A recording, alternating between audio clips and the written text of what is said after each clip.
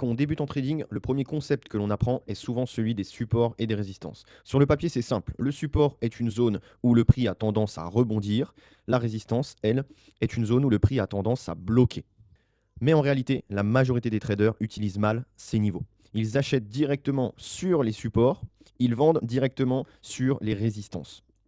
Et surtout, ils considèrent ces niveaux comme des lignes parfaites, alors que le marché fonctionne rarement de cette façon. Résultat, ils se font stopper, ils prennent de mauvaises entrées et ils finissent par croire que les supports et les résistances ne fonctionnent pas. Dans cette vidéo, on va voir les erreurs les plus fréquentes et comment utiliser correctement les supports et les résistances pour pouvoir améliorer ces analyses. Qu'est-ce qu'un support ou une résistance? Avant de parler des erreurs, il faut comprendre en fait ce qu'est réellement un support ou une résistance. Un support, c'est pas une ligne magique, hein. Non, non, non. C'est simplement en fait une ligne ou une zone où les acheteurs ont déjà montré de l'intérêt par le passé. Voilà. À l'inverse, une résistance, ça représente une zone où les vendeurs ont déjà pris le contrôle. Voilà, ça veut dire que les vendeurs ont déjà pris le contrôle au niveau de la résistance et donc du coup que le prix est en train de bloquer dessus et on n'arrive pas à franchir justement ce niveau. Donc le problème, c'est que beaucoup de traders en fait ils dessinent une ligne horizontale ultra précise. Souvent, c'est ce qu'on voit. Le marché, lui, il ne réagit pas à une ligne, il réagit en fait à une zone.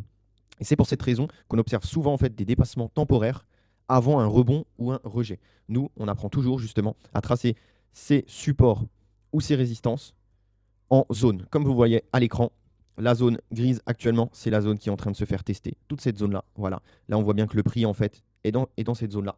Donc ça, c'est un support, parce que le prix est en train de rebondir dessus par le bas, voilà. Et la résistance, c'est ce qui est orange ici. Donc nous, pareil, on travaille que sur des zones, jamais sur une ligne fixe, parce que c'est pas vrai, justement. Un support ou une résistance, c'est une zone. Et donc on voit bien que le prix, pas pareil, il vient taper, mais lui, il est bloqué. Et donc c'est les vendeurs qui reprennent le contrôle et qui repoussent le prix vers le bas. Donc en bas, on a le support. Donc souvent, justement, le prix vient rebondir dessus. C'est les acheteurs, en fait, qui reprennent la main. Et du coup, c'est un support, voilà. Et le prix rebondit par la suite. Et pour les résistances, et à l'inverse, le prix vient taper la résistance, on bloque, les vendeurs reprennent la main et du coup le prix chute de nouveau. Voilà, donc souvent, en fait, on reconnaît un support et une résistance au nombre de touches. En fait, c'est une zone où il y a de l'intérêt, où il y a de la liquidité. Par exemple, on voit bien que cette zone-là, on est venu une première fois ici, on l'a cassée, on est revenu la tester. Voilà. Ensuite, on est revenu ici, pareil, on revient dans cette zone-là, la travailler, on la casse de nouveau. Ensuite, on revient la tester juste ici. Et ensuite, là, on recontinue de la tester. Voilà. Et on voit que les résistances, c'est la même chose. On voit que juste ici, à la base, on est venu taper la résistance. Ensuite, on a réussi à la traverser. Voilà, donc elle est devenue support juste ici. Et ensuite, on l'a recassée à l'inverse. Et là, elle redevient résistance. Et on voit que là, pareil, on la reteste de nouveau. Donc, quand il y a des zones comme ça, avec de l'intérêt, justement, on voit toutes ces zones-là, et bien ça, forcément, donc c'est soit du support ou de la résistance. C'est des zones qui, justement, qui intéressent. Et là, il y a de la liquidité. Donc, croire qu'un support va toujours tenir, donc c'est probablement l'erreur en fait la plus fréquente. Beaucoup pensent qu'un support, c'est forcément une zone d'achat, hein. Ils voient en fait le prix revenir sur le niveau, sur un niveau important, et du coup, ils entrent immédiatement en position. Mais en fait, un support, c'est jamais garanti, hein. Plus un niveau est testé, comme on le voit ici, testé une fois, deux fois, trois fois, en fait, plus c'est testé, plus ça s'affaiblit. Donc chaque passage, ça consomme progressivement en fait tous les ordres, toute la liquidité qu'il y avait présent justement dans cette zone. Donc ça l'affaiblit. Pareil pour les résistances, hein. C'est valable et pour les supports et pour les résistances. Et lorsqu'il n'y a plus assez d'acheteurs, justement sur le support pour défendre cette zone-là, vu que c'est un support, donc c'est défendu par les acheteurs. Si là, il n'y a plus assez d'acheteurs pour défendre, et malheureusement, le prix va forcément en fait rechuter et puis casser son support, et qui deviendra résistance du coup par la suite. Donc c'est pour cela qu'il faut toujours attendre en fait une réaction du marché avant d'entrer et pas rentrer sur un simple rebond. Il faut vraiment attendre confirmation pour qu'on soit sûr que le support a bien fait son boulot, que les acheteurs ont bien repris la main, ou à l'inverse du coup, qu'on soit sûr que le prix est cassé, que les vendeurs aient bien repris le contrôle, et là ensuite on pourrait rentrer en position. Ensuite, il faut pas faire attention à ne pas acheter en fait la cassure trop tard. Parce qu'une autre en fait erreur, ça fréquente, elle consiste en fait à courir après le prix. Le marché en fait, il va casser la résistance comme ceci. Voilà, on voit bien ici, le niveau est cassé. Tout le monde devient euphorique et en fait, les réseaux sociaux parlent déjà du prochain sommet. Et c'est souvent à ce moment-là en fait que les particuliers, eux, ils entrent en position. Et le problème, c'est que les vraies cassures en fait, elles sont souvent suivies d'un retest. Donc le prix vient retester l'ancienne résistance en fait, devenue support par exemple. Ou juste ici, euh, par exemple, on a un support donc, qui s'est fait casser. Et ensuite, on voit clairement que là, on a un retest du coup du niveau. Voilà. Donc, en fait, souvent, faut retenir ça, les vraies cassures sont souvent suivies d'un retest. Voilà, on voit ici, première cassure, hop, juste ici, première cassure, le prix revient retester en fait ce niveau-là. Et ensuite, là, on a de nouveau le mouvement. Voilà. Donc les traders, eux, les traders impatients surtout, ils se retrouvent en fait alors piégés dans une correction temporaire du coup. Donc apprendre à attendre en fait les confirmations, c'est souvent plus rentable que vouloir rentrer le premier, tout simplement. Ensuite, il ne faut pas ignorer la liquidité, hein. Comme on l'a vu juste avant, c'est une notion que beaucoup découvrent trop tard. Le marché, lui, il sait où se trouvent vos stops, hein. Donc, et ces stops sont souvent placés juste sous les supports ou juste au-dessus des résistances. Voilà, comme ceci, ici par exemple, en dessous, en dessous du support, ça peut être juste là. Voilà, il faut vraiment faire attention à ça.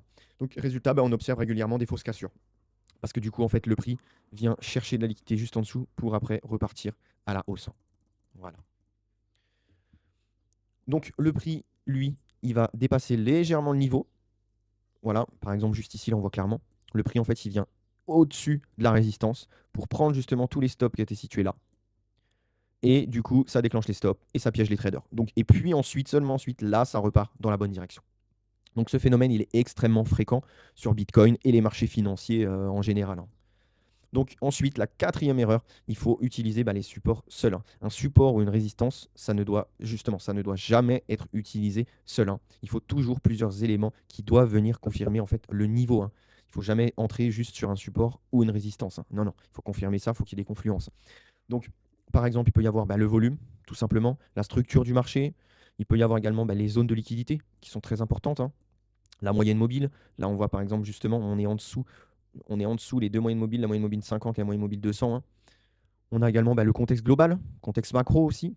Donc plus vous avez de confirmation, plus votre scénario en fait il devient solide. Attention à pas attendre trop de confirmation non plus parce que sinon ça va trop vous réduire le nombre de trades et puis après forcément vous allez avoir beaucoup moins d'opportunités.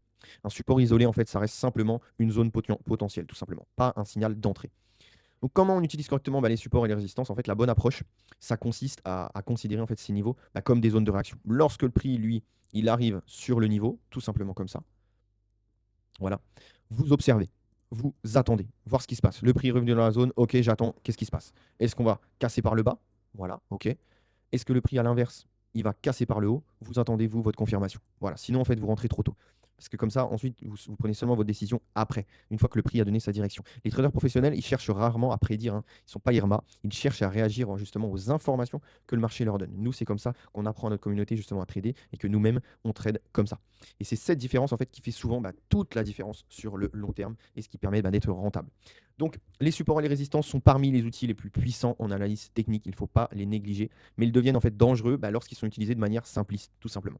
Donc, retenez bien ces points. Un support n'est jamais garanti. Une résistance n'est jamais garantie non plus. Le marché, lui, il fonctionne par zone. Voilà. Les fausses cassures, elles sont souvent fréquentes.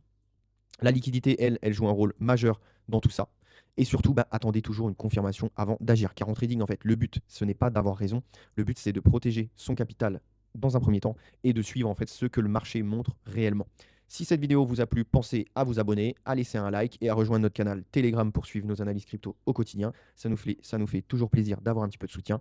Et on se dit à très bientôt pour une nouvelle analyse sur Crypto Squad.